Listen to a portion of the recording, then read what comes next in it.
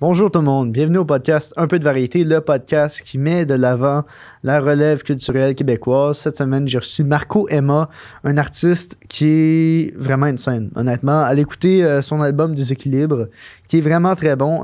C'était sous le nom de Marc-Antoine Baudouin. Dans le fond, on a parlé de plein d'affaires. On a parlé du fait que, comme mes yeux, c'est le fils spirituel de Philippe Braque, Daniel Bélanger et Serge Fiori. On a parlé aussi de c'est comment créer de la musique en groupe versus en solo. Puis on a aussi parlé juste de musique, de vivre son rock pendant l'été. On a parlé de vraiment n'importe quoi. Honnêtement, c'était juste une belle discussion. J'espère que vous allez aimer ça. Allez regarder le Patreon d'un peu de variété. Let's go, bon podcast.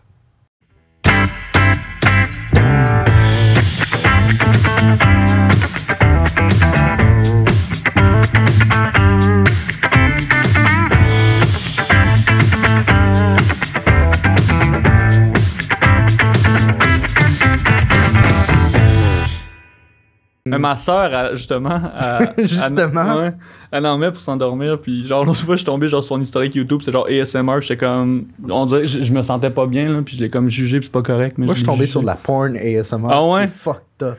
Ah ouais, ça doit, hein. C'est comme, la fille est comme, alors je vais enlever ton pantalon. Puis là ça passe d'une oreille à l'autre, je suis comme, hey, mais c'est pas comme ça, c'est pas comme ça une situation, genre, tu sais, c'est un point of view. Genre, je suis supposé voir et ressentir et entendre ce que le gars voit. Ouais. Mais Chris, quand quelqu'un me dit je vais te déshabiller, j'entends pas une oreille qui passe d'une à l'autre. Ouais, c'est ça. Mais c'est tellement. Je veux dire, la technologie va fucker toutes ces affaires-là. Ben oui, genre. puis l'audio 3D qui fait en sorte que t'as l'impression que t'es dans une salle quand t'as des écouteurs. Ouais. C'est quand même fucked up. J'aime bien mes écouteurs. Ouais, pas de trouble. Mais je me rappelle quand on était petit que c'était comme les débuts des. Tu sais, genre les bancs là, dans le cinéma, genre que qui shakaient. Du vent. Là. Moi, je capotais. Là. J'étais comme Chris, je suis dans un roller coaster. Là, puis 2 ans plus tard, tous les sièges, tous les mécanismes, ils étaient pétés. Ouais, c'est ça. Ouais, c'est quand même fait cheap, c'est vrai. Ouais. Vous me rappellerez de vous faire écouter de quoi tantôt, là. Parce que je sais pas si ça vous dit de quoi, mais l'enregistrement binaural, dans le fond, là. L'enregistrement binaural, là, c'est comme un enregistrement stéréo. Fait que c'est 2 mics que tu mets dans une tête de mannequin, genre avec des oreilles, mettons. Là. Puis ce que ça fait, c'est que ça simule en fait le filtrage que tes oreilles font au son avant que tu le perçoives. Fait que tu perçois les hauteurs, les distances super bien, genre. Puis tu sais, t'écoutes ça, il y a une genre de scène, un scénario de... Je pense que tu t'en vas chez le coiffeur là, qui est sur YouTube. Oui. En binaural de même, t'écoutes ça, tu te fermes les yeux. T'as l'impression qu'on te voit. C'est hallucinant, là. T'en as des frissons, là. Fait que, ouais, je vous montrerai ça. Ouais, je pense que c'est fucked up, là. C'est vraiment comme si t'étais au coiffeur. Ouais, exact. Ouais, je pense ma soeur, justement, elle m'en a montré. Chris, j'aurais dû inviter ta soeur. C'est ça, Plus d'affaires. Ouais. Mais comment t'es arrivé à OK, je déménage avec ma soeur et ma blonde? Ben, ma blonde, j'avais peut-être déjà avec avant. Puis là, ma soeur, encore un fun fact intéressant, c'est drôle elle a fait un bac en droit, genre, puis elle a fait le barreau, puis tout. Puis là, elle a comme fait fuck off, tu sais, ça me tente pas de faire ça. Fait qu'elle retourne en psycho, puis là, elle est allée à Montréal. Puis j'ai comme convaincu de venir à Montréal parce que c'est cool, puis que c'est comme je m'entends bien avec. Fait que more friends, tu sais. Puis c'est ça, à déménager parce que ça marchait. Je pense que c'est ma blonde qui l'a proposé. Puis OK. Ça coûte moins cher, hein? J'en doute fortement. Mais attends, ça coûte moins cher. Le loyer. Ah, oui. Oui, qu'à 2. Ah, mais oui. pas, ça coûte plus cher qu'à Longueuil. Ouais, c'est comme. Ça coûte moins cher à Montréal, genre, laisse-moi en douter fortement. Ouais, fortement. Me semble que c'est l'endroit le plus dispendieux au Québec, là. Ouais. Mais c'est ça, toi, tu t'as pas grandi à Montréal, t'as grandi à Thetford Mines, c'est ça? C'est comment grandir à Thetford Mines, puis avoir un intérêt pour la musique puis les arts? Mais toi, t'as grandi à Longueuil, genre? Yes, born and raised. OK. Mais tu sais, je connais pas le lifestyle de Longueuil, tu sais, mais à Thetford, c'est crissement, c'est vraiment banlieue. Tu sais, on sort au bar, puis tu sais, moi, j'ai été initié à la musique francophone par mes parents, par genre Pierre Lapointe. Quand j'étais au secondaire, il était comme, tu devrais faire du Pierre Lapointe, puis j'ai comme pogné de quoi. Puis c'est ça, après ça, c'est de trouver les trucs par toi-même. Fait que, tu sais, moi, j'étais chanceux parce que mes parents, ils vont souvent à Québec. Fait que j'allais à Québec, puis j'allais au Archambault. Puis là, j'allais dans les CD, puis je checkais genre les pochettes les plus belles, tu sais. Puis je me disais, ça va être bon. Fait que j'ai découvert genre des Philippe Braque, des affaires de même. Puis, ouais, c'est dur, faut que tu pousses la patente. Puis j'ai vraiment poussé pour que des bands viennent jouer à Thetford, genre en masse. Puis ça marchait un peu. Genre, t'appelais des salles, puis tu disais... Ouais, bon, on organisait des shows, là, j'avais un petit band, puis on faisait comme des premières parties, là, avec Caravane, mettons, puis on a booké 1000 Bilodeau aussi, tu sais, puis cool. on travaillait fort là-dessus, mais tu sais, c'est ça, c'est sûr que c'est pas... t'as ta petite gang qui triple là-dessus, puis c'est un peu plus aussi, mais c'est quand même tough, là. C'est beaucoup des villes de sport plus que de culture, puis c'est bien correct, là, mais ouais. Ben, tu sais, ça, c'est l'une des choses que j'ai réalisé en migrant intellectuellement, parce que j'ai pas encore migré physiquement à Montréal, mais mentalement, je le suis. Puis je me rends compte, hey Chris, comme il y a vraiment moins de douchebags. Il y a vraiment moins de gars de hockey qui get laid pour la seule et unique raison qu'ils jouent au hockey. Comme tu sais, il y a vraiment moins ce profil de gens-là et j'en suis infiniment reconnaissant. Ouais, ben c'est ça l'affaire, c'est que Montréal, c'est comme plein de petites communautés. Fait que tu sais, comme c'est ça, t'y vois pas parce qu'eux, ils vont à telle place pour veiller. Nous autres, on va à telle place pour veiller. Fait que c'est quand même cool. Mais ouais, c'est vrai. Thetford, mettons, là, Longueuil aussi. Ben, Longueuil, ça doit être pire encore. Là, mais Thetford, c'est des bons parties de coke. Là, pis de... Ah ouais. Ben, j'en doute. Je veux dire, je suppose. Ben, là, mais... j'en ai parlé souvent, mais j'ai une amie. J'ai un ami, en fait, que sa mère est propriétaire de plusieurs petits appartements. Puis elle a dit, fils, je m'en vais avoir des rapports sexuels à temps plein avec mon nouveau copain. Je te laisse l'appart tout seul. Amuse-toi. Tabarnache. Fait que ça fait 1 an et demi qu'ils vivent là. Puis inviter son meilleur ami à venir vivre avec lui. Puis, man, c'était la débauche constante l'été dernier. Chris, tous les gars, on était célibataires. Puis on avait décidé de se créer un Tinder de la commune. On appelait ça la commune. Puis on a amené des filles. Puis les filles de notre gang faisaient inversement. Fait que c'était juste le bordel. Puis en effet, c'était assez illicite comme soirée. Ah ouais, hein? Ouais, c'était souvent... Sponsored by the mother, genre. Quand même. Ouais. Mais qu'est-ce qui t'a attiré à partir de Thetford? Ben, c'est la musique, c'est sûr, là, tu sais. Ouais, c'est ça. Je veux dire, j'avais 18 ans, puis je tripais sa musique, puis je faisais des compos à Cégep en spectacle, puis je tripais, puis tu sais, comme la fameuse phrase, ça se passe à Montréal quand tu fais de la musique, puis il faut que tu ailles là pour en vivre, là. Fait que j'ai comme suivi ça.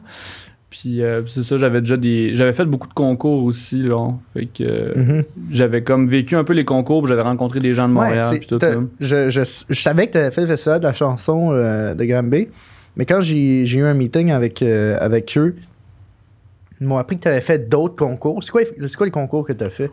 Tu veux dire en dehors de Granby, là? Ouais. Ben, tu sais, juste à Granby, c'est ça, justement, pourquoi je vais là-bas, c'est le Jamais trop tôt, là, qui est comme le volet comme 17 ans et moins. Puis on est comme interprète, fait que j'ai fait ça pour commencer. J'ai fait plein d'affaires, là. Il y a comme plein de petits concours qui existent partout au Québec. Fait que j'avais 17 ans, 16 ans, puis je voyageais full, là. J'ai fait à Desjeliers, je pense que c'est dans le Bas-Saint-Laurent, puis Trois-Pistoles en chanson, puis Saint-Ambroise, Saguenay-Lac-Saint-Jean. Puis après ça, c'est ça. Avant d'arriver à Montréal, j'ai fait ma première place des arts, ça s'appelle, qui est un concours à Montréal. Puis là, c'est comme ça que j'ai été initié à la ville de Montréal, puis je suis comme aménagé là. Puis c'est ça, Granby, c'est comme le dernier que j'ai fait pour mon projet solo. Ben là, j'ai fait Petite Vallée aussi, c'est vrai, qui est comme une espèce de concours, mais pas concours, là. C'est comme une aventure. C'est quoi la Petite Vallée? Parle-moi de ton parcours. C'était comment ton expérience de la Petite Vallée? Puis décris-moi c'est quoi, parce que j'ai aucune idée de c'est quoi. Ben, c'est quand même abstrait, même que moi, c'est mes amis qui m'en ont parlé parce que j'aurais pas su que ça existait. Là. Mais c'est vraiment, vraiment cool. Là. C'est comme on est. Ben là, en plus, avec la COVID, on avait comme 2 escales au lieu de plusieurs, mais ça s'appelle escale en chanson. Puis c'est ça, on est 8 projets musicaux. Puis on se suit. On fait une escale à Québec où est-ce qu'on créait des chansons qui étaient comme en chantier. Puis on faisait un rendu de résidence. Donc on passait une semaine à Québec, toute la gang ensemble. Puis là, on pouvait sortir au bar, fait que ça c'était le fun. Les bars ont comme réouvert. Puis après ça, on faisait une escale à Petite-Vallée. Puis c'est ça, c'est des spectacles à Petite-Vallée. Puis on avait accès à toutes les shows. Ouais, Petite-Vallée, c'est au nord de la Gaspésie. Là. C'est vraiment, vraiment beau. Là. C'est comme vraiment un lieu paradisiaque. Puis le festival de la chanson, c'est comme fabuleux. Là. Il y a des spectacles vraiment spéciaux, uniques. Puis c'est ça, on avait la chance d'aller voir ces shows-là, justement. Mais ouais, c'est ça. Fait que c'était des shows, puis des formations, puis à la fin, il y avait comme une remise de prix, mais comme tous les artistes avaient au moins un prix. C'était très équitable, justement, parce qu'ils veulent plus que ce soit un concours tant que ça. Fait que c'était cool. C'est vraiment le fun. Puis tu sais, t'es payé pour aller là, fait que c'est techniquement des spectacles qu'on t'offre comme ça. Puis tu sais, je veux dire, il y a eu une pandémie pendant comme 2 ans, 1 an et demi. Fait que c'est ça. Hein? Fait que tu sais, le break de spectacle, t'as dû être dans un trip de hey, je vis mon rock en tabarnak pendant cet été-là. Ouais, ben tu sais, c'est ça, j'ai été chanceux parce que moi j'avais sorti mon disque, puis là je suis dans un mood de création, fait que c'est bon, mais tu sais, quand même, je m'étais ennuyé de ça, là, fait qu'on a brossé un peu, puis on a fêté, puis on a fait des bons shows rock. Là, c'était cool. Où ton show le plus rock dans l'âme? C'est une bonne question. Je dis qu'on fait des shows rock, là, je suis pas tant un bum que ça, là. Mais dans la vie, genre, ou ben dans Comme la tu dernière année, dans la vie, mettons. Ben, dans la dernière année, pour le fun. Dernière année, probablement, tu sais, ça dépend, il y a des différentes définitions de rock, là, mais on a fait des shows bruns un peu. Mais sinon, des shows comme que ça brassait, je pense que c'est avec mon band Vendôme, là, on s'amuse. Genre aussi Shaq. Vous avez pas joué Ouais, au c'est Shaq? vrai. Mais si chaque c'était étrangement très tranquille. Ouais. Ok. Mais tu sais, on était comme une semaine avant la semaine de construction, fait que c'est comme. Tout ça. C'est comme des petites familles qui étaient tranquillou, là. Puis La prochaine fois que tu viendras au Shaq, je vais monter. Je vais y aller, je suis vraiment down. On fera la fête, quoi. Ben oui, On fera let's des go. folies, on fera le rock. Yes. Fait que t'es parti de Thetford Mines, puis ça doit être quand même vraiment intimidant de se dire, hey, je pars faire de la musique dans une ville que je connais que je connais, mais pas tant que ça, finalement. Ouais. Ben oui, vraiment, là. Puis si t'arrives là, puis t'as pas nécessairement d'amis non plus. Moi, je suis arrivé, j'avais 18.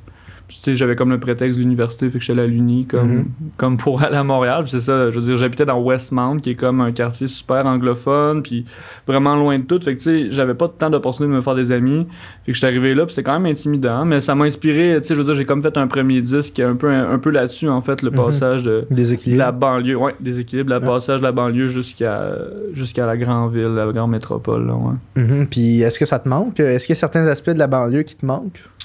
Ben, en fait, à chaque fois que j'y retournais, j'étais super nostalgique. Puis il y avait un bar qu'on allait qui s'appelait le Sgt. Peppers. Puis là, il a fermé. Fait que on dirait que j'ai plus de raison d'y aller. Je trouvais ça vraiment cool. Tu sais, c'est là qu'on vient nos plus belles soirées en chum. Puis je pense que c'est surtout ça que je m'ennuie. Là, tu sais. Je veux dire, j'imagine que toi aussi, là, tu sais, les soirées à bomber, genre, on montait des estrades, on s'achetait des caisses de bière, puis on buvait. Tu sais, puis c'est quand même des beaux souvenirs qu'on a plus tant. Tu sais, je veux dire, c'est surtout plus aussi en lien avec les amis qui vieillissent plus que Thetford qui change, mettons. Là. Ben oui, puis tu sais, je veux dire, des amis que tu sais, quand t'évolues dans le milieu artistique, tu finis par te faire beaucoup d'amis dans ce milieu-là. Ouais. Fait que là, tes amis qui sont là depuis Day One, puis qui sont peut-être rendus, genre, en train d'étudier pour devenir ingénieur, tu sais, t'es revois, puis il y a comme une espèce de connexion plus forte parce que t'es comme tu me connaissais avant même que soit que j'ai abouti ma passion ou même que je l'ai trouvé. Ouais. Puis t'étais là, puis tu m'appréciais quand même. C'est fucking nice. Ouais, c'est vrai que c'est vraiment cool, tu sais, ces soirées-là que tu reviens dans ta gang, puis que là, ils s'informent sur ta musique, comment ça va, puis ils sont fucking emballés, parce que comme tu dis, là, ils étaient là since day one. C'est des amis, moi, que j'avais mes premiers bands avec, là.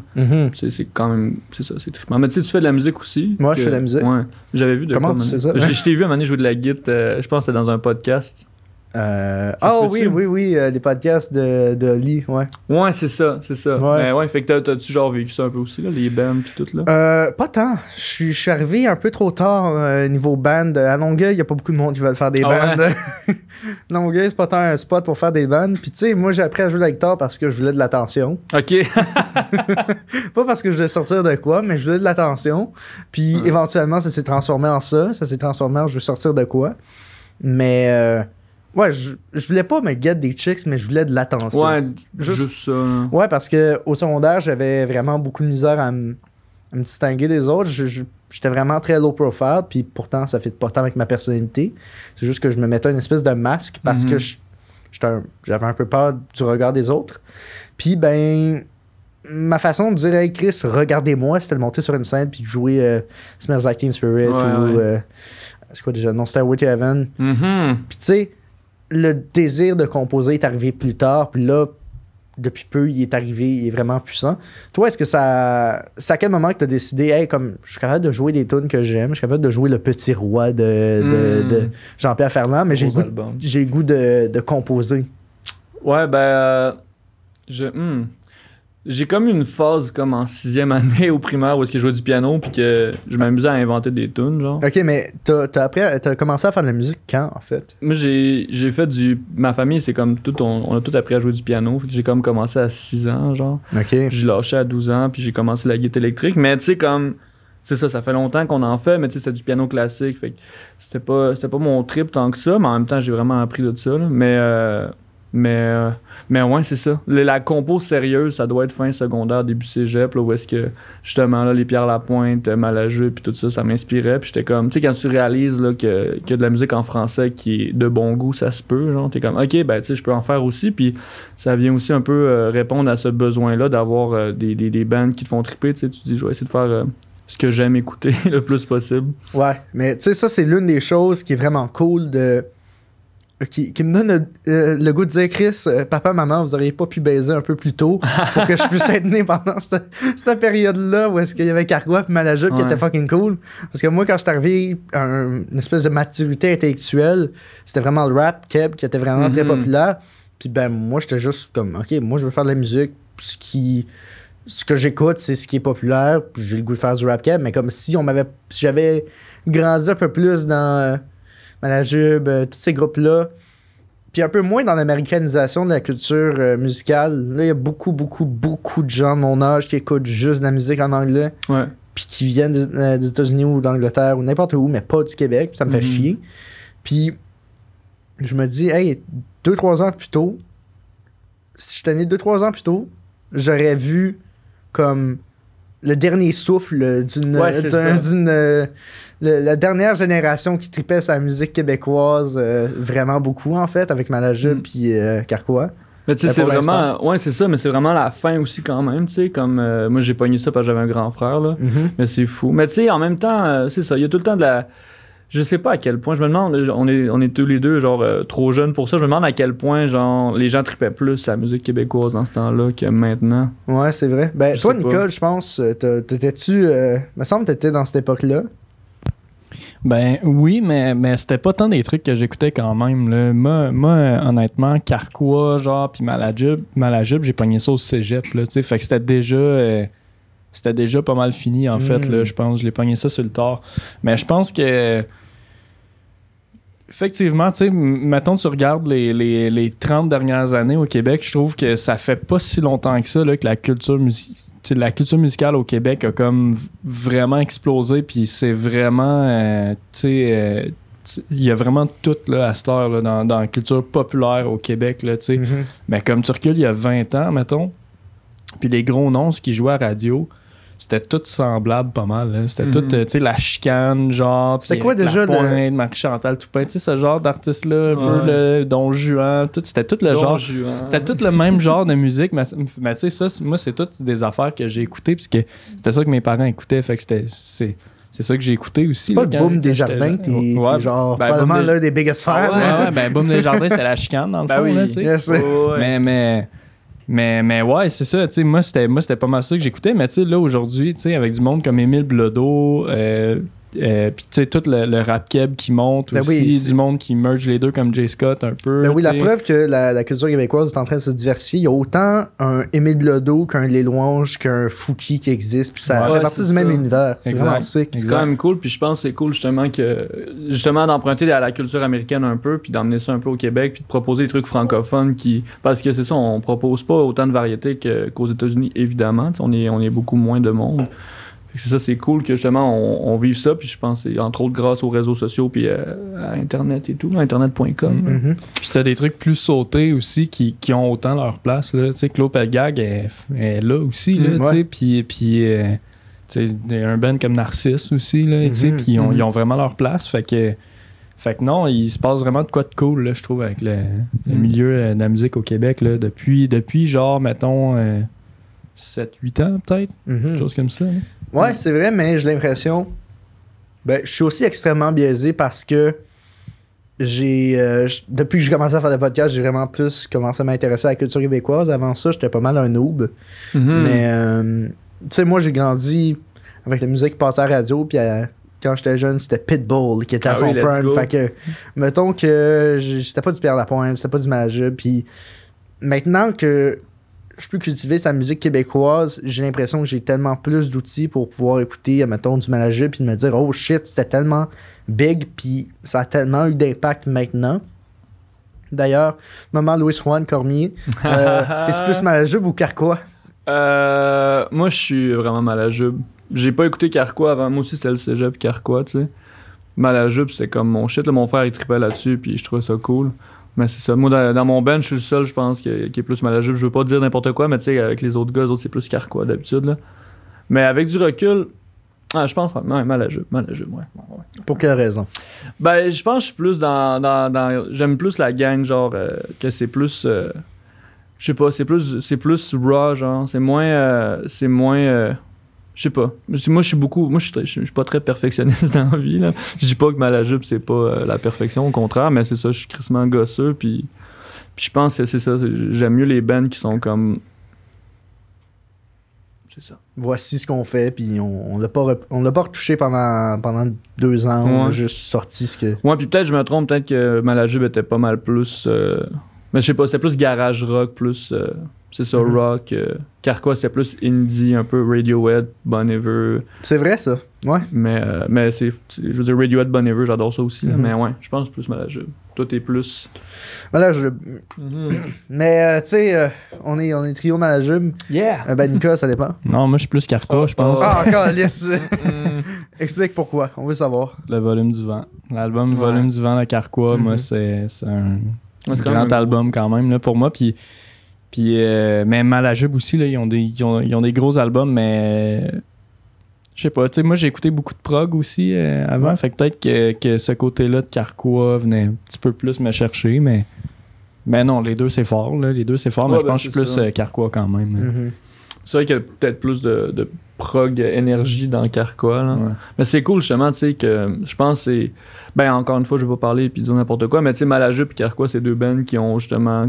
Comme, surtout Malajube, les deux, je pense, ont rayonné un peu à l'international. Ils ont eu Malajube a eu des critiques de Pitchfork. Genre, comme, il y avait pas genre le New York Times qui avait genre. La même l'année où est-ce que. c'est quoi déjà Perse quelque chose. Leur plus grand album. Trompe-l'œil. Trompe-l'œil, merci. J'avais persoré dans la tête, mais c'est pas ça.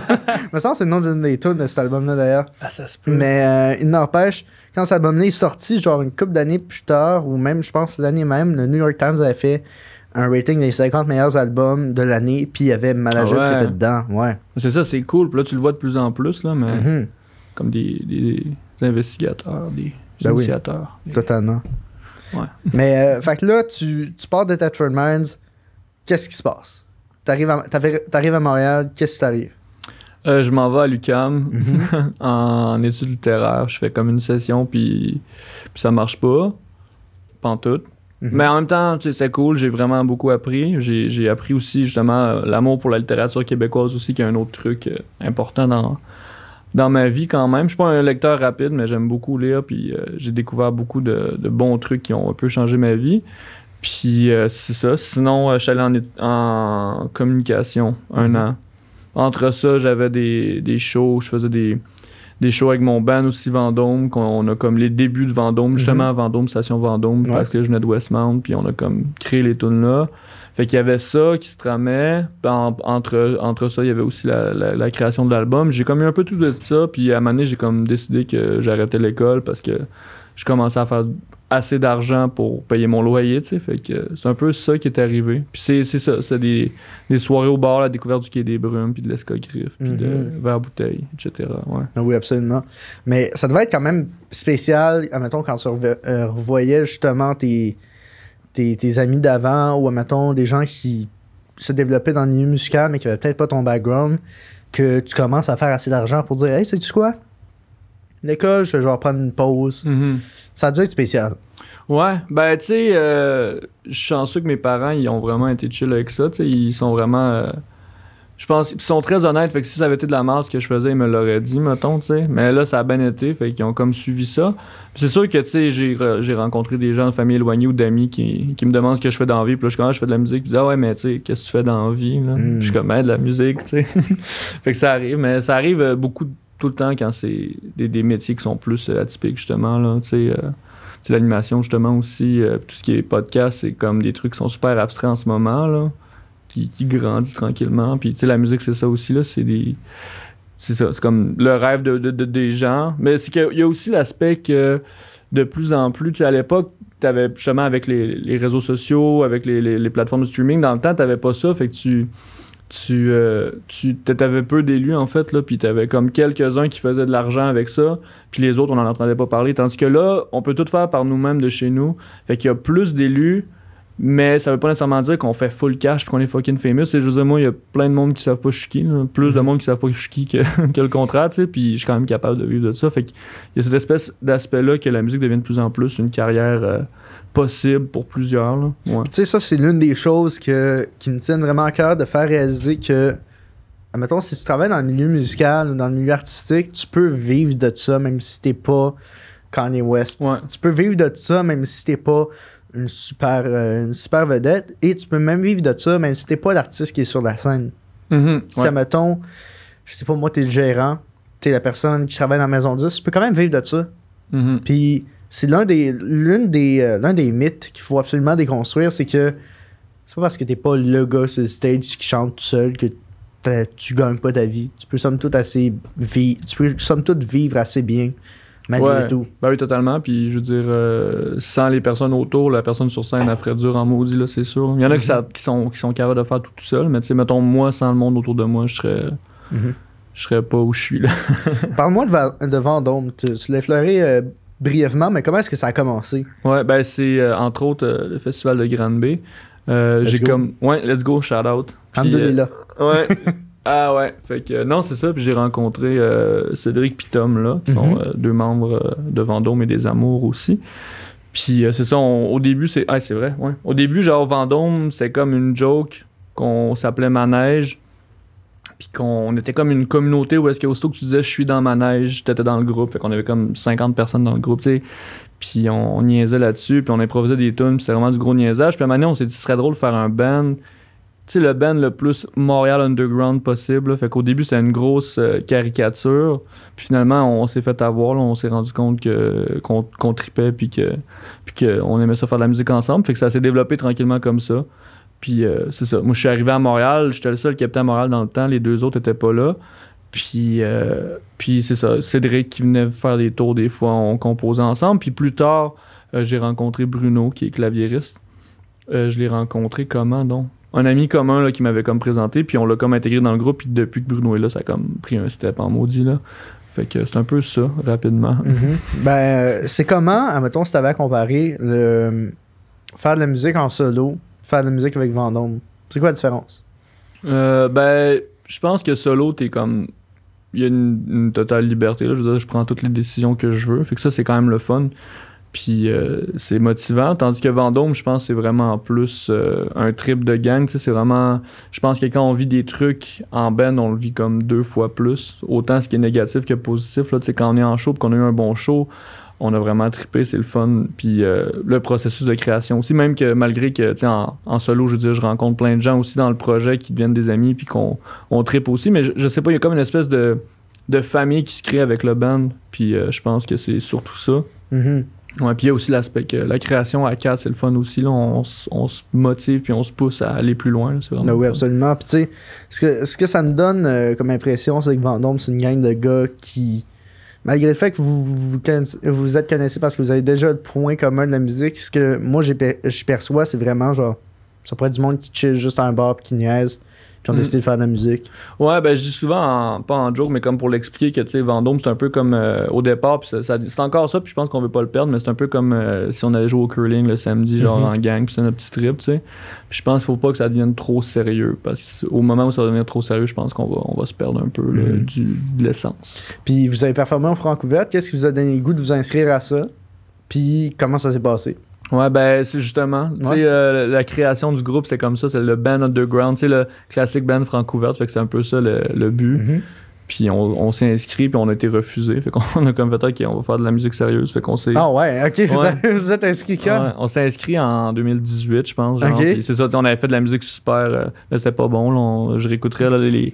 En même temps, il y a des tunes qu'on a refaites au show, ouais, c'était pas super, mais tu sais, on a retravaillé sur notre truc, puis on s'est inscrit, puis on a été pris, on a été chanceux, puis on a eu un super parcours, là, je veux dire, on a fait jusqu'aux demi-finales, puis on était bien placé dans le sens que c'est quand même un concours qui est harsh quand t'es, mettons, genre 5e, puis que là, tu te vois descendre à chaque soirée. Tu sais, le palmarès, là, ben, j'imagine que vous êtes familier avec comment ça fonctionne, là, mais... Hey, ça a l'air tellement rough, parce que comme quand moi, je routais pour, mettons, vous étiez mes favoris, honnêtement, puis je routais tellement pour vous, puis je vous voyais à un moment donné, genre, ben, au début, c'était Lampion, parce que je les avais déjà reçus.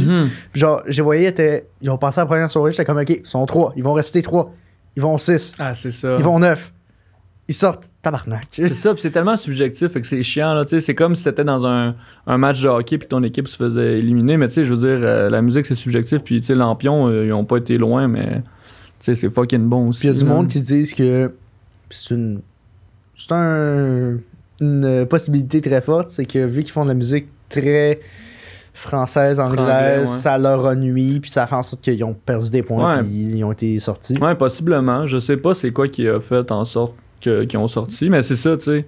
C'est tellement subjectif que c'est ça fait chier d'avoir un petit palmarès. Mais en même temps, tu sais, c'est un concours qui a 25 ans, je pense. Fait que Ben oui. ils ont pas changé les trucs. Puis... Les Francouvertes, si vous voulez que je travaille pour vous, je suis disponible. Ouais, c'est ça, let's go. Ben là, je pense qu'ils cherchent en plus, là. Je te Ouais, dis je ça. sais, là. mais je suis à l'école à temps plein, fait que maudit.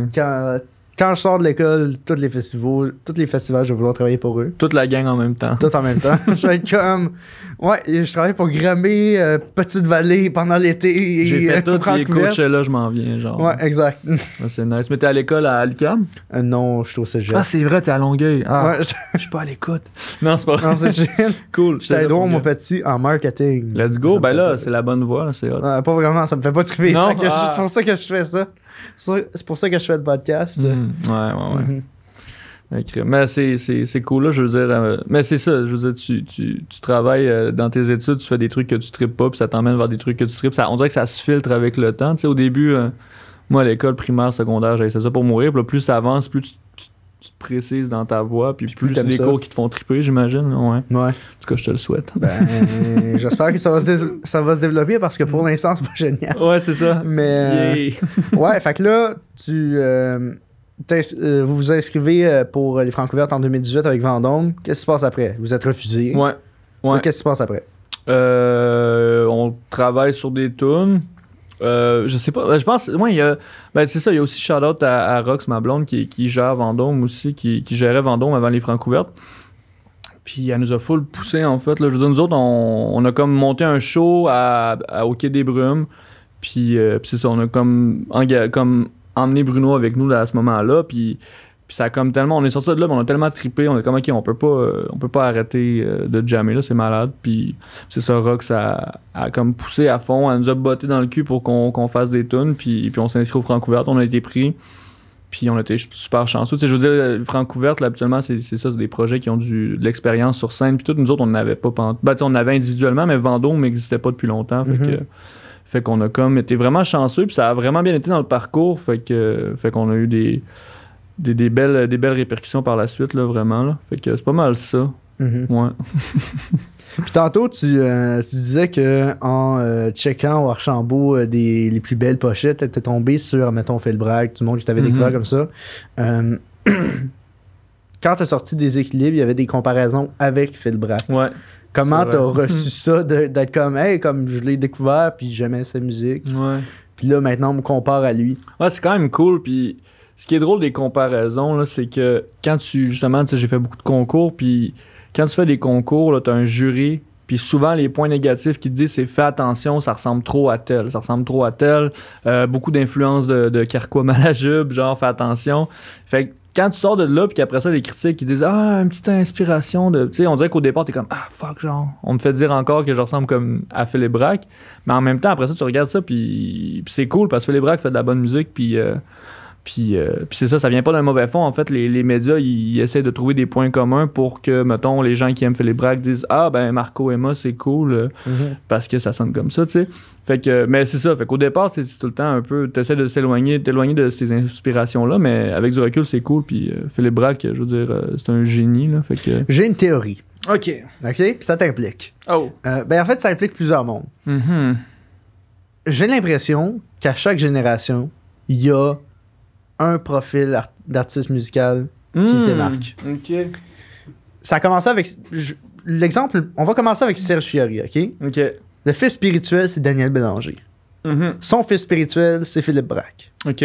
Son fils spirituel, c'est genre toi ou d'autres mondes.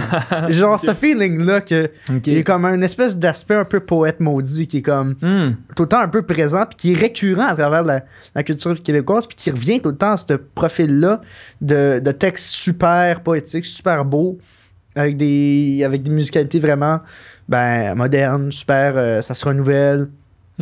J'ai cette théorie-là que ça se renouvelle, puis je suis pas le seul à l'avoir, mais je trouve ça vraiment cool. C'est drôle parce que je me fais tout le temps dire que je suis un poète maudit, là, dans mes... justement, ouais? les critiques disaient ça, puis j'étais comme, Mais Verlaine. Comment tu prends ça? Ben, c'est cool, là, je veux dire... c'est une belle théorie, d'ailleurs. Je serais curieux de voir, mettons, les autres arbres généalogiques. En dessous, il y a un gars qui s'appelle Émile Bourgault, que je sais pas si tu le connais. Oui, Ouais. j'ai jasé avec à un moment donné. On a comme, je sais pas, slide into DMs. Lui, c'est genre une petite génération, ben, courte génération, mais une génération en dessous. Ouais. Puis il commence déjà à faire son thing. Puis... C'est l'héritier, là. Ouais, c'est les l'héritier. héritiers, comme, Ouais. ok. Ouais, ben, c'est cool. Ben, c'est une belle théorie, en fait. Puis, ouais. C'est vrai que ce serait cool de faire une. Excuse-moi de t'interrompre, mais c'est Non, vrai que c'est ce serait ça. cool de faire genre tous les artistes. Ben, c'est ça, en fait. On s'interrompt pas, on se complète, là, je pense, là, Genre, ici, c'est là. qui le descendant de Jean-Pierre Ferland d'après toi? Hey, c'est touché parce que Jean-Pierre Ferland, autant qu'il a fait des trucs super pop, qu'il a fait des trucs super flyés. Super deep aussi avec Georges Jaune, qui est exceptionnel. C'est probablement mon top 3 d'albums préférés. Ah, vas-y, ever, là. let's go. Cheers! Jean-Pierre Ferland, je sais pas. C'est quand même un tough, là, mettons. Mhm. Mais, ben, tu sais, comme Beau Dommage, c'est comme un petit. T'avais Harmonium, t'avais Beau Dommage. Fait que, tu sais, dans l'aspect Beau Dommage, puis ce qui différencie aussi les trucs, tu sais, Serge Fiori, comme tu dis, peut-être Poète Mhm. Maudit, c'est Beau Dommage, t'as peut-être plus Party, je sais pas trop, là, Good Vibe. Je sais pas, tu sais, Mhm. moi, il y a Commande de bord qui me donne vraiment des énergies, Ouais. Beau Dommage, tu sais, puis. Fait qu'il y a probablement des traces. Ouais, j'allais les mentionner ou j'allais mentionner OGB, puis je sais pas pourquoi, mais genre, j'ai ce feeling-là. Ils ont des trucs super pop avec genre leur tune la plus populaire avec Fouki, qui est comme une espèce de tune super latino, mais il y a des tunes super deep dans la conception musicale, comme Watch a Flower Bloom, qui sont comme vraiment super cool. Fait que, ouais, ça pourrait marcher. Ben, comment d'abord, je pense que c'est plus linéaire, puis OGB, c'est plus champ gauche, mais il n'empêche. On se DMera pour continuer notre Ouais. théorie parce que, man, c'est quand même vraiment un bon début. Ouais. Mais clairement, que c'est ça, il y a l'aspect qu'il y a une ligne d'héritier qui se décide, mais dans un sens aussi, tu sais, moi, j'étais inspiré par Philippe Braque, puis mes parents, mon père écoutait du harmonium à côté, puis du Daniel Bélanger. Fait que probablement, justement, que selon ce que tes parents puis ta famille écoutent, ça te dirige vers quelque chose. C'est comme, j'imagine que des groupes qui écoutaient du Beau Dommage vont avoir des influences Beau Dommage, etc. tu sais. Mais ouais, effectivement, on fera un essai là-dessus. Exactement, je suis Ce serait vraiment cool, cool. ce On serait pourrait faire cool. un podcast juste sur ça. Ouais, ça s'appellerait les lignes du temps. Merci. C'est super. Ce sera tout. Fait que bref, tu disais qu'on te qualifiait souvent de poète maudit. Comment est-ce que tu reçois cette qualification-là? Ben c'est cool, moi j'aime ça, mais c'est drôle parce que des fois ça c'était dit de façon plus péjorative, là. C'est comme poète maudit, il est un peu comme, trop à mon ça goût. fait un là. peu trop poète maudit, puis je suis comme, mais c'est comme positif. Il Ben me c'est semble. ça, c'est quand même, veux pas, c'est cool, là. Je veux dire, poète maudit, c'est des... la communauté qui fait partie de ça, c'est les Verlaine, puis les Nelligan, puis les Rimbaud et tout ça, je veux dire, c'est des génies. Puis c'est ça, c'est une thématique qui revient, je pense, qui me parle aussi, là, tout ce qui est, tu sais, le spleen, puis beaucoup aussi les soirées arrosées, puis la jeunesse éternelle, puis l'urgence de vivre. Tu sais, c'est tout des trucs qui me parlent, puis finalement, c'est ça, c'est juste le sujet que j'aborde, puis après ça, moi, je suis content de me faire comparer à ça. Si quelqu'un me le dit de façon péjorative, ben lui, il aime moins ça, puis il écoutera autre chose, là, tu sais. Mais c'est vrai que c'est quand même un cool truc à se faire dire, là. Ben oui, absolument. T'as changé de nom de Marc-Antoine Baudouin à Marco Emma. Pourquoi? Il y a plusieurs raisons, là. Ok. La principale raison, c'est que j'ai toujours voulu avoir un nom d'artiste pour différencier Faire la les distance deux. entre ton Ouais, personnel puis c'est ça. Je sais pas, je trouvais ça cool d'avoir un nom de projet, puis on a comme pas réussi à trouver avant la sortie du premier disque. Puis j'ai comme changé d'équipe, puis avec mon autre équipe, eux autres étaient comme, on va trouver avant, avant qu'on sorte le disque, c'est comme une obligation. Parce qu'entre autres, Marc-Antoine Baudouin, c'est un long nom. Puis en entrevue, honnêtement, il n'y a pas beaucoup d'entrevues que les gens m'ont pas débaptisé. Tu sais, c'est comme Marc-André Grondin, Marc-André Mongrain, Marc-Étienne Mongrain, Marc-Antoine Beausoin. Tu sais, il y en a plein. Là. Pour vrai, là, ça n'a pas de sens. Là. C'est pour ça que je me résume à SP et non Ben, Simon vois-tu, Pierson. c'est ça. Les noms composés, ça, c'est un mal de notre génération. Je dis pas ça, pas comme mes parents, là, je veux dire, ils ont choisi Marc-Antoine, c'est un très beau nom, là, puis Simon-Pierre, c'est aussi beau, là. Merci. Mais ouais, c'est ça, c'est comme touché, parce que les gens, il y en a tellement en plus, c'est ça, qu'il y a des noms composés que les gens se mêlent là-dedans. Mais, fait que c'est ça, j'ai changé pour ça, puis c'est ça, Marco Emma, Marco, je me suis fait appeler de même toute ma vie, puis Emma aussi, je me faisais beaucoup appeler de même, fait que c'est Pourquoi comme Emma? 2 surnoms. Ben, c'est mes initiales qui ont changé vers le nom féminin Emma. Emma Marc-Antoine. Ah, ok. Puis là, j'ai comme tweaké ça parce que c'est ça, je me faisais appeler Emma. Il y a comme des variantes à mes noms. Là. Je me faisais appeler Baudouin, qui est devenu Maudouin, qui est devenu Maude. Il y a comme plein d'affaires. Mais le principal, c'est Marco. Puis je me faisais appeler Emma beaucoup. Puis je trouvais que ça sonnait bien. Fait que je me sentais pas comme mal de me faire appeler Marco. Là. Ouais, puis t'as-tu l'impression qu'il y a une transition musicale de Marc-Antoine Baudouin à Marco Emma, ou t'as l'impression que ça reste dans le même vibe? Ça change, c'est sûr. Est-ce que c'est en raison... Je pense que c'est pas volontairement comme nouveau projet, nouveau son. Mais ouais, ça change vraiment. Je pense que c'est plus festif un peu quand même, mais des thèmes super dark. Là, l'album va comme c'est un espèce d'album concept là, qui parle un peu de l'espèce de coming of age en lien avec la mort, le lien avec la mort, puis justement les premiers contacts avec les ça. aussi, potentiellement. Ouais, genre, potentiellement. Janvier va te reprendre, qui parle d'alcool. Ouais, c'est ça. Boisson, Janvier, c'est ça. C'est un peu... c'est ça, c'est les soirées arrosées d'alcool, puis l'urgence de vivre aussi... c'est ça, puis je trouvais ça cool, l'image de Janvier vient te reprendre l'espèce de... Tu sais, comme l'année recommence, puis tu sais, quand t'as 20 ans, de te faire dire « Ah, Janvier arrive, c'est pas grave », mais tu sais, quand t'es rendu à 80, Janvier qui arrive, c'est comme pas la même signification, tu sais. Je comprends que le monde meurt pas en décembre, là, mais je veux dire, tu sais, c'est comme une espèce d'image. Mais ouais, fait que c'est ça, il y a un peu de ça, il y a un peu d'alcool, puis d'amitié, puis d'amour, puis de nostalgie beaucoup. Puis fait qu'il y a tous ces thèmes-là que j'abordais déjà quand même. Mais là, c'est comme plus concept avec c'est ça, j'ai comme perdu mon grand-père, mes grands-pères qui étaient vraiment proches, puis c'est ça, c'est comme mon premier lien avec la mort. Fait que j'ai comme abordé ça, sauf que musicalement, je pense que ça prend une nouvelle direction quand même. Ça s'en va dans quelle direction? Ben, tu sais, Janvier vient de reprendre, pour ceux qui l'ont pas écouté, ça donne une bonne idée. Je pense que c'est très...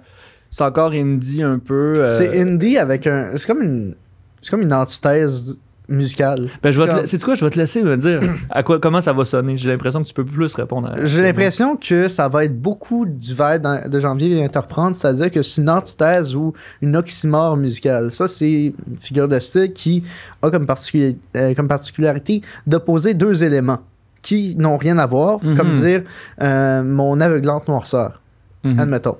Puis j'ai l'impression que les paroles, les thèmes sont relativement dark, mais la musicalité va être légère, puis ça va rappeler un vibe un peu indie, un peu festif, qui est très populaire ces temps-ci, puis tant mieux, parce que c'est vraiment cool que après une pandémie qui nous a vu voir et vivre des moments de noirceur intense, que la musique puisse être une catharsis et nous présenter un peu de lumière.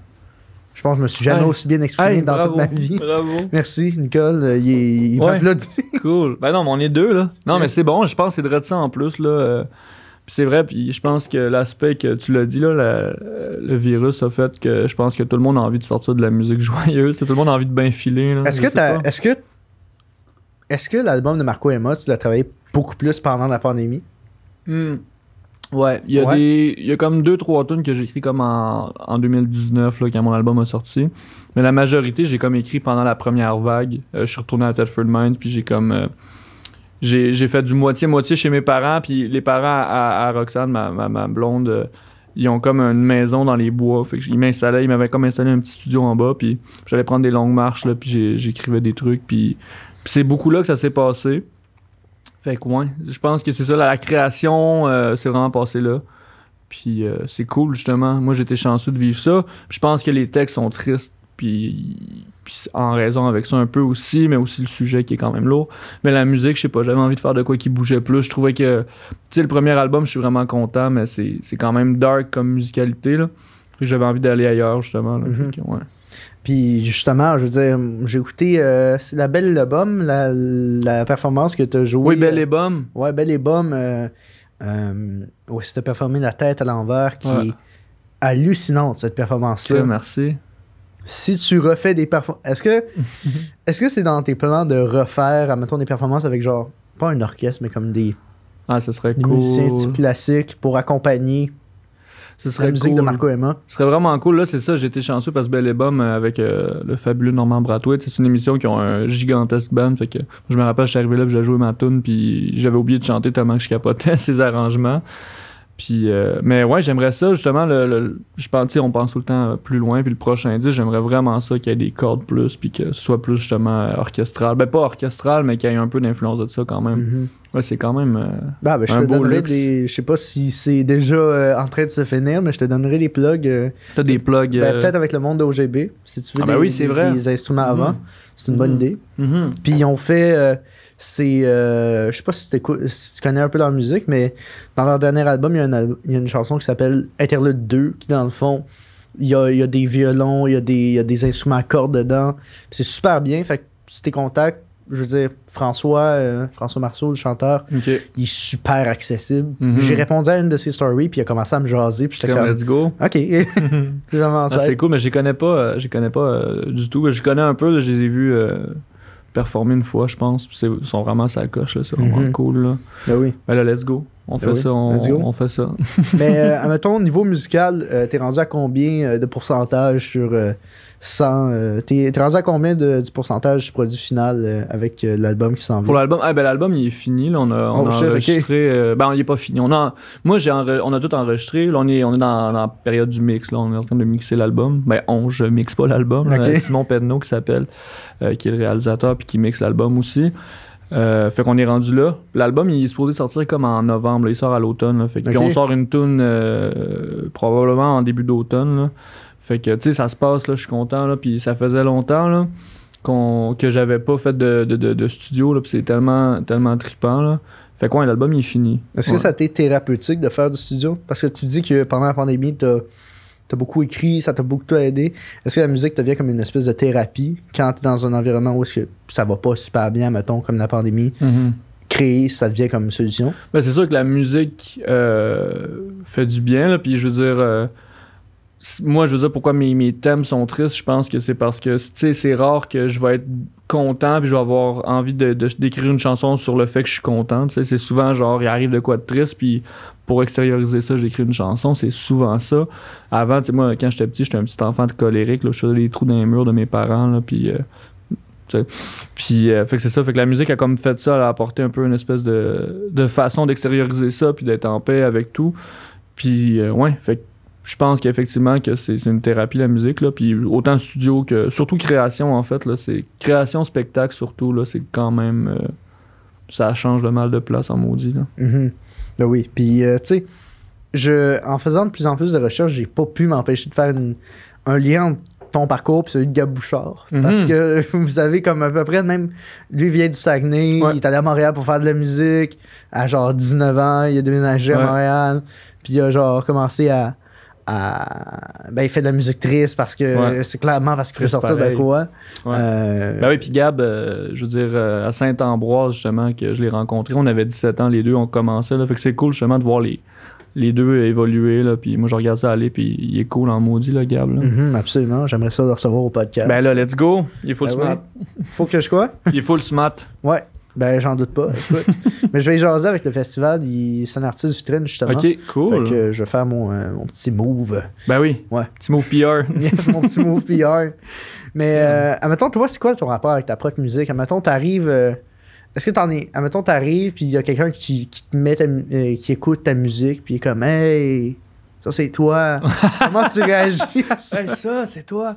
Ouais, ben, tu sais. Au début, t'es tout le temps genre, ah, wesh, non, je veux rien entendre. T'aimes pas ça? Mais moi, j'apprends que c'est pas grave, là. Je veux dire, c'est parce que souvent, j'ai l'impression que il y a des gens qui aiment pas s'entendre, puis ça, c'est super chill. Puis t'as des gens aussi qui pensent que s'entendre, je veux dire, de s'écouter, ça fait comme, ah, j'aime m'écouter, je suis bon, je suis beau, je m'aime, tu sais. Mais non, je pense que, tu sais, quand quelqu'un fait ça, c'est par amour, là. Tu sais, c'est comme, ah, c'est toi, tu sais, on triple, là. Fait que, non, moi, j'ai appris à comme déconnecter, puis juste faire, ah ouais, c'est moi. Mais tu sais, je veux dire, je m'écoute pas à tous les jours dans mon char, là. Ben oui, je comprends ça. Mais moi, au début, avec les podcasts, je faisais exactement ça. J'écoutais, mais pas dans le but d'être comme « Hey, yeah, c'est moi », mais juste dans le but de m'analyser pour m'améliorer. Ben oui, c'est ça. Toi, t'as-tu déjà fait ça? T'as écouté un produit final, puis genre... te dire « Hey, Chris, j'aurais aimé ça, faire ça, ça, ça. » Ouais. Dans le prochain disque, qu'on fait ça. Ouais, ben tu sais, Déséquilibre, le premier disque, c'est ça, là. Je veux dire, je pense que je l'ai réécouté justement genre la semaine passée, puis j'étais comme « Ah, ce serait cool de... » Tu sais, je l'écoute pas souvent parce que c'est ça aussi, tu sais, tu veux pas non plus surtout de la musique, c'est comme, t'as un album de 11 tunes, puis tu l'écoutes une fois, tu l'écoutes 40 fois, c'est la même affaire. Puis là, en plus, toi, tu le fais en show, tu le fais... tu sais, les tunes, je vais les jouer souvent, fait que je veux pas non plus me tanner puis les écouter tout le temps. Fait que, tu sais, le moins possible, mais c'est ça, tu sais, déséquilibre, mettons, la semaine passée, j'ai comme fait, je vais écouter l'album, voir... tu sais, comme, qu'est-ce que j'en pense aujourd'hui, tu sais, puis on grandit, fait que c'est comme pour les podcasts aussi, au début, tu t'écoutes, puis là, mettons, tu t'écoutes une semaine après, t'es comme, OK, puis là, tu l'écoutes à peu près 1 an et demi plus tard, puis t'es comme, OK, on vieillit tous, là, tu sais. Ouais, moi, j'étais comme, j'ai réécouté le tout premier épisode, j'étais comme, wesh! Ouais, c'est ça, mais genre, dude. Malgré le fait que Nicole m'a dit que c'était un bon podcast pour commencer, il y avait l'aspect pour commencer qui était très important dans cette phrase. C'est ça. Là, il serait peut-être moins il serait plus direct, peut-être, non? Ouais, peut-être, Nicole.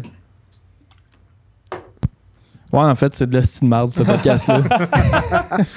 Le suspense était à son comble. Non, absolument pas. Non, mais c'est vrai, je l'ai vu aussi, là. T'es vraiment meilleur que tu l'étais à tes débuts aussi, là. Tu t'exprimes vraiment mieux aussi, plus à l'aise et tout. Puis, non, man, ton podcast est fucking pertinent, là. Je te l'ai déjà dit. Là. Mais en plus, c'est ça que j'ai remarqué. J'ai une amie qui s'appelle Ophélie, que dans le fond, quand j'ai parti du podcast, j'ai parlé un peu, j'ai pris une pause, puis j'ai reparlé sans le vouloir vraiment. C'est juste, on n'étudie pas dans le même domaine, puis on se voit jamais parce qu'elle étudie à Montréal, puis moi, j'habite en banlieue. Puis, à un moment donné, j'ai envoyé un message vocal pour y parler, puis elle était comme, waouh, tu t'exprimes tellement bien, tu devrais faire, tout le monde en parle. J'étais comme, quoi? Mais je remarquais pas, mais c'est fou à quel point faire un projet artistique, ça te change. Ben c'est ça, c'est beau, puis t'améliores tes. C'est ça, tu t'améliores sans t'en rendre compte, en fait, tu sais. Puis surtout que ça, c'est des talents d'orateur, puis c'est quand même très important d'être éloquent dans la vie, tu sais. Ben, du moins, je veux dire, c'est quelque chose qui est quand même important. Fait que c'est ça, puis tu t'en rends pas compte. Fait que toi, tu parles, puis à un moment donné, les gens disent « Hey, t'es vraiment intéressant, tu sais, plus qu'avant, mettons, sans dire ça. » Ouais, puis tu sais, ma copine, la première chose qu'elle m'a dit, on s'est rencontrés sur Tinder, puis genre, très vite, on a commencé à se parler par message vocal. Puis comme, la première chose qu'elle m'a dit, c'est « OK, mais tu t'exprimes vraiment bien. » Puis j'étais comme « OK. » Mais ça m'arrivait souvent quand j'étais sur Tinder. Moi, j'aime pas tant de texter. Je suis plus un gars de message vocal. Okay. Puis on me disait souvent que j'ai l'impression de parler à un prof de philo. Ah ouais? Il y en avait qui ça irritait et qui arrêtaient de me jaser. Il y en avait d'autres qui trouvaient ça trippant. Mais bref, comme je le disais, on grandit à travers des projets artistiques.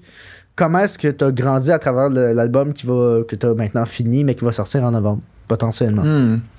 Comment j'ai grandi de ça? Ben le main truc, certainement, c'est que moi, mon gros défaut avant, puis je travaille encore là-dessus, c'est que je suis genre à pas tout le temps dire ce que je pense, puis je prends pas tout le temps les devants. Puis là, j'ai l'impression qu'avec cet album-là, j'ai réussi à prendre plus ma position. Puis j'avais justement les gars avec qui on a fait l'album, les gars et les filles, en fait. Je veux dire, c'est tous des gens qui sont super à l'écoute, fait que ça m'a aidé justement à réaliser que ok, j'étais autant pertinent que le réalisateur, puis si j'ai de quoi dire sur mon projet à moi, ça fait du sens que je le dise. Fait que je pense que c'est surtout ça pour le studio. Pour les tunes, je pense que j'ai aussi appris à moins botcher mes affaires. Tu sais, je disais tantôt que j'étais pas full perfectionniste, mais tu sais, de réaliser qu'une mélodie c'est important. Ouais. Ok, c'est plus sur l'aspect musical ou plus sur l'aspect des paroles? Les deux, ouais. Tu sais, mon premier, là, j'ai écrit les textes, puis il y en a pas beaucoup là, que j'ai retouché. C'est quand même crissement impressionnant compte tenu du fait qu'il y a des gens qui te qualifient de poète maudit et qui disent que les textes sont super développés. Puis toi, t'es écrit pas mal one take. Ouais, ben, sur le premier, il y en a quelques-uns que j'ai travaillé, mais en majorité, c'était ça, tu sais. Mais sur le deuxième, j'ai vraiment pris le temps, puis je pense que ça donne un résultat plus intéressant aussi, tu sais. Je me rappelle pas qui avait dit ça. Il y avait quelqu'un qui m'avait dit que tu sais, dans une chanson, genre, il y a... Je veux dire, si dans une phrase, t'as 5 mots, ben les 5 mots ont une importance, puis tu sais, si jamais t'as un mot avant une ligne qui dit de quoi, mettons, genre, je voulais aller marcher, ben, tu sais, je voulais aller marcher, ok, mais tu sais, de trouver de quoi, genre, pour aller plus vite au résultat, puis pas perdre de temps, justement, puis d'utiliser tout. Fait que c'est ça ce que je faisais, puis je le fais encore, mais, tu sais, j'écris les premiers jets, puis après ça, tu regardes ton texte, tu dis, ok, bon, ben c'est ça que je veux dire, mais cette ligne-là est un peu nulle, elle est faible, tu sais. Fait que tu retravailles morceau par morceau, puis tu crées quelque chose de plus solide par après. Fait que j'ai appris ça, je pense, beaucoup. Okay. Puis aussi dans les mélodies, là, je botche moins mes mélodies. Avant, je faisais tout le temps la même affaire. C'était quoi? Ouais, ben écoute, y a-tu une date pour la sortie de cet album-là? J'aurais envie de dire 11 novembre, mais je le sais pas exactement. Mais je pense que c'est le 11 novembre. Ok. Ouais, ça va être cool. On va triper. On va triper. J'ai hâte. Est-ce que vous comptez faire un show de lancement? Ouais. Je sais pas trop encore les détails. Là. Je sais qu'il y a un show de lancement. Y a-tu un endroit où est-ce que tu aimerais performer pour lancer ton album? Ben, plein de places, là, je veux dire... Excuse-moi, si ça se trouve, c'est toutes des affaires que t'as pas le droit de dire, pis t'es comme en train de marcher sur une ligne, pis t'es comme ah oui, j'aimerais ça, mais comme, tu sais, là-bas aussi c'est cool. Non, mais je marche... Ben, tu sais, je peux pas tout dire, évidemment, j'imagine. Je sais même pas, je pourrais peut-être tout dire, je sais pas. Mais, je t'en dirai hors d'onde, là. Non, mais tu sais, en gros, je sais que c'est ça, il y a un cool concept, là, en lien avec l'album. Tu sais, très banlieue, là, avec des toits, ça va être cool. Puis ça va être filmé, puis il va y avoir du public aussi.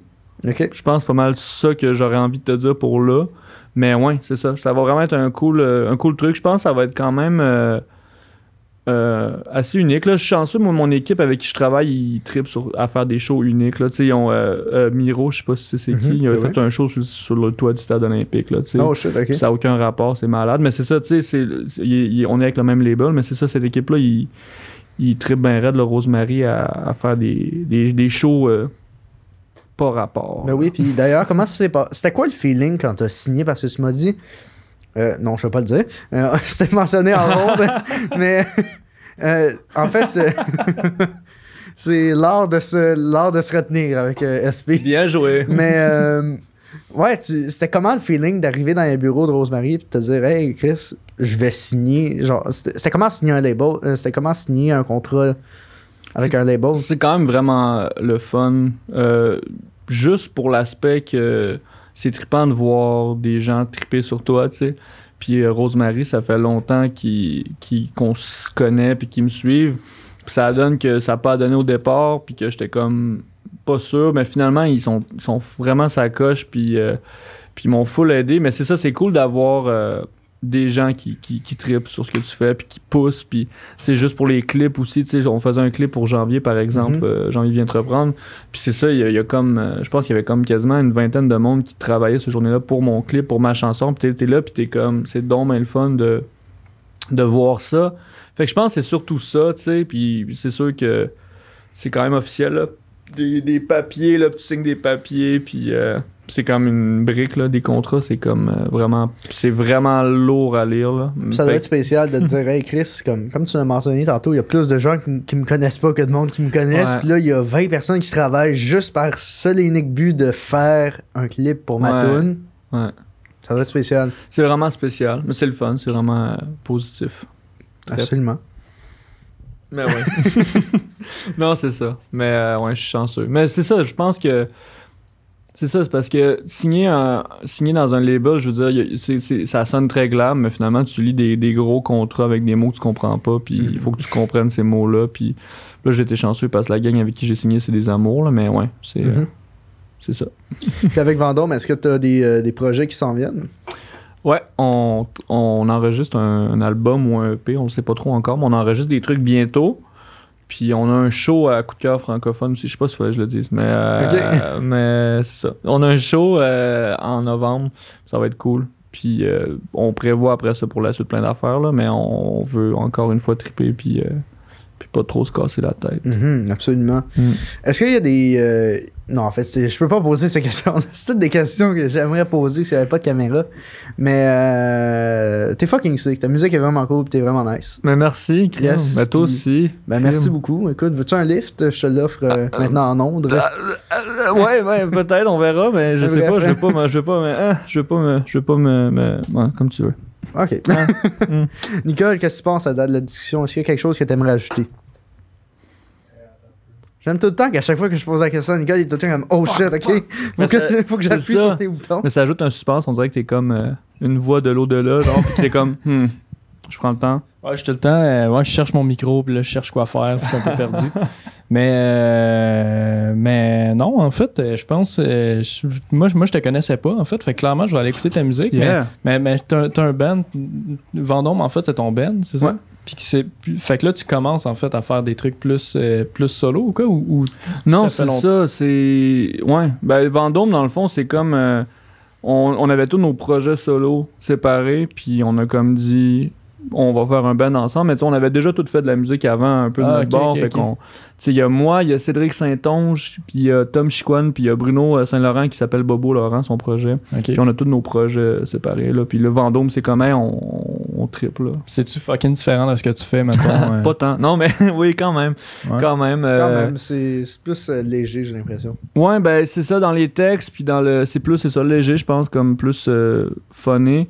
Puis musicalement, je pense qu'on s'en va plus psychédélique un peu, le Vendôme. Ah ouais, ok. Fait que, ouais. Puis même dans les visuels, on voit que vous avez du fun. Chris. Ouais. Le clip de VVV qui était juste buzzant. Ouais, J'ai envoyé à drôle. ma blonde était comme...